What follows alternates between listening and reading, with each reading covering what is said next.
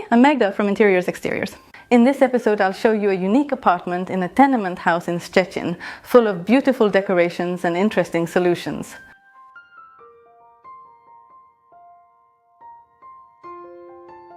Hi, my name is Kacper and welcome to my 60 square meter apartment in Szczecin. I bought the apartment in 2018 and since the purchase took up almost all of my budget that I had saved for this purpose. And it needed renovation, so I was renovating it myself for even 4 to 5 years. Besides renovations, I also like to build and personalize the elements you'll find in this apartment. So I invite you to watch the video. We start as usual at the entrance. And although there were originally beautiful double doors here across the entire width, the previous owners replaced them with newer entrance doors, which somewhat destroys the character of the townhouse, but it also has its advantages. However, to restore a bit of the townhouse character, Kacper put brick on the wall here. It's real brick, so it looks very natural. It's just, a small surface, little tiles made from brick, and it gives a really nice effect. And the advantage of making the entrance door smaller is that there's a bit of space for furniture on both sides. Of course, it's not a lot, but still, we managed to fit a shoe cabinet here, which also gives us a countertop to quickly put something down. And on this side, there's a display cabinet for backpacks, both second-hand and improved so that it fits both practically for storing things. There are hooks installed inside and it's also decorated. Look, up here we have these beautiful decorations and lighting. These things weren't here before, they were added later. On this side, there's the kitchen, and we'll take a look at it first. The kitchen is decorated in a very decorative way, and it's rare for us to actually care so much about its design and have so many decorations. Many people have a very practical approach, wanting as few things as possible out in the open. But here, it's actually the things on display that create the atmosphere of this interior. And these aren't just decorations, these are things that are actually used every day. So when you're cooking, you basically have everything at hand and just look how wonderful it looks. It's definitely not a modern kitchen, but it's very atmospheric. In the middle of the kitchen, there's a tall table made by Kacper himself, with legs from sewing machines and a folding tabletop. There are 2 wings that unfold to the sides. On a daily basis, the table can serve as an extra work surface, and for special occasions, it can be beautifully decorated to enjoy a pleasant time with loved ones. And in this video, when mentioning our collaboration with the Decor brand, we would like to show you just such a beautiful table setting, and we can sit down to a festive dinner. The table setting is an important backdrop for both our everyday and festive gatherings with loved ones. You may not know, but the Swedish word duka means to set the table. In our country, we associate duka with a chain of stores offering a wide selection of kitchenware, porcelain, cutlery, and Scandinavian design. However, what most of you probably don't know is that it's now a Polish store. Duka is a company with Scandinavian roots, founded in Sweden over 100 years ago, and after the recent crisis, it was saved from bankruptcy by Polish investors. That's why now, when we shop at Duka, we're supporting Polish business. Take a look at this tableware too. White, classic, timeless, and at the same time in a slightly more interesting form, it offers huge possibilities for arranging and setting the table. Every year a little differently, if setting the table is important to you, not just before the upcoming holidays. Be sure to visit Duka showrooms, and I also invite you to the online store at Duka.com, where by using the code MAGDA20, you can shop with a 20% discount until December 23rd. Now let's take a look at how this room is arranged, because originally the kitchen was a bit bigger, but unfortunately some space had to be allocated. As a result, an irregular niche was created here, where the refrigerator was placed. Next, we have the entrance to the bathroom, to the toilet, and on the other side of the room, there's a countertop with the remaining appliances. In this spot, when there was a coal stove, there wasn't enough space to be able to keep it. However, a built-in stove was made here, and the wall was used to hang additional pots. Here, there's a little shelf for spices. There are also spices higher up, and look how personalized the interiors are. I can barely reach, and these are spices used every day. I'm just much shorter than the owner. In this spot, there are water pipes that have been covered up, but not with some plastic casing, but in a very decorative way, which also has a very positive effect on the look of this kitchen. And here, instead of cabinets, there are open shelves above the countertop with glasses hanging underneath, and most things are stored in boxes higher up. This way, they collect less dust. It's more practical, but it also looks very harmonious and gives a sense of visual order. The kitchen was specially lowered so it would fit under the window, and so a countertop could be added here as well. That's why the radiator was enclosed, and the cooktop in this spot was installed in such a way that it could be removed if it turned out that heating was difficult. But it turned out that the vents are sufficient. Have a four falls in you, you four stuff something. Our utility storage gives us a lot of possibilities. Tenement houses have high ceilings, which is worth noting. Of course, there are some shelves you need to reach by steps. They're not super easily accessible, but it's still not like going up to the attic or down to the basement. It's not that problematic, so it's worth using this space because we don't use everything every day, and we have room for definitely more things than in low-ceiling apartments. On this side of the kitchen, there's a lit display cabinet. And the plants, which have a very clever watering system, because you just need to water the ones at the very top, and then all the pots have holes, so the water drips down. And at the very bottom, there are pots shaped like containers where the excess water collects. And that way we can be sure that every plant actually gets the right amount of moisture. What's more, since this room faces north and there's very little light here, the plants have their own extra lamps that help nourish them. Now we're going back to the hallway and take a look at this great coat rack, which is now set up here in a way that blocks the passage to the living room. On this side we have a place for jackets, so you can put something down, and on the other side there's a mirror. This is a coat rack made by Kakper himself. By combining these two elements, a wall mirror and a wall hanger, adding wheels and hinges, the whole structure is stable. And when we need more space in the hallway, it's just like you saw at the beginning. And if we need a bigger entrance to the living room, we can set it like this. And what's crucial is that when we set it at an angle, we can adjust it. When the sun from the living room, where the windows face south and it's really bright, reflects off the mirror and lights up the further part of the hallway, which has been converted into a workspace. Originally there was a passage here to the rest of the apartment, which was 3 times bigger. But then, we had such turbulent times in the country. There was a need for more apartments, so it was divided into 3 smaller ones. And it's hard to make good use of that space, and different residents had different ideas. The previous ones just made storage rooms here.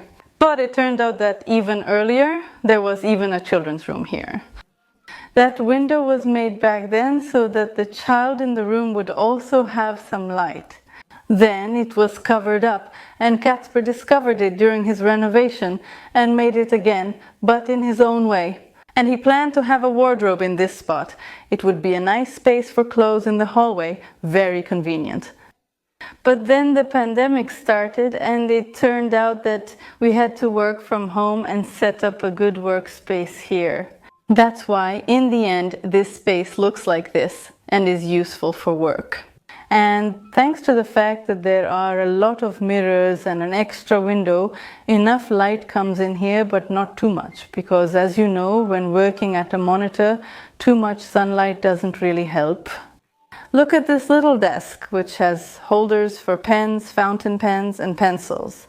Because yes, although at first I thought they were makeup crayons, they're actually regular pencils, or rather not quite regular because the graphite is a bit thicker, but they really look amazing. And I love such beautiful everyday items, which on one hand are practical, and on the other hand are a gorgeous decoration for our interiors. And now look up, because here we have a mirror that was put up by Casper. Molding was added to the wall at the bottom, at the top, and here on the side, sealed with acrylic putty and painted so that it blends into the wall. It looks like something that has always been here, but it's actually a freshly made decoration. On this side of the wall we have a bio fireplace, and above it a gallery with drawings depicting Szczecin. And now we're entering the living room, which is also a bedroom, and where the sun definitely reigns. Although the color scheme of this interior is subdued with mostly white and wood, there is also an intense green from the many plants that dominate near the windows. And imagine that this plant started with just a few leaves, and now, after years, instead of just one plant, there's a whole big family. One of the interesting elements in my apartment is the television table, which I made from Singer sewing machines. And I added an interesting piece that I found on an auction site, apart from inside a piano.